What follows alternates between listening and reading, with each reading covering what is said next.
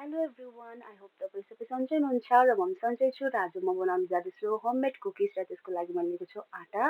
and then मैले त्यसमा add गरेको छु salt sugar and refine oil र त्यसपछि मैले यसमा एड गरेको छु इलाइची एन्ड देन त्यसलाई म सबैलाई मैले मिक्स गरेको छु रामसी एन्ड त्यसपछि चाहिँ मैले यसलाई एउटा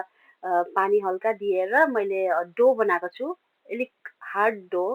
र त्यसपछि चाहिँ तपाईँहरूले यसलाई राम्रो जस्तो पनि डिजाइन तपाईँहरूलाई मनपर्छ त्यो डिजाइन दिनु सक्नुहुन्छ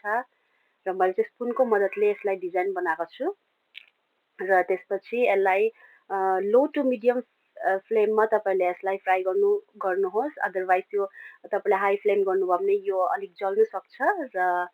यस लो टु मिडियम फ्लेममा तपाईँले यसलाई बनाउन सक्नुहुन्छ र मेरो कुकिज चाहिँ रेडी भइसकेको छ र एकदमै क्रिस्पी एन्ड क्रन्ची भएको थियो र एकदमै राम्रो हुन्छ हेल्दी हुन्छ बिकज यो आटाले बनिएको हो थ्याङ्क यू एभ्री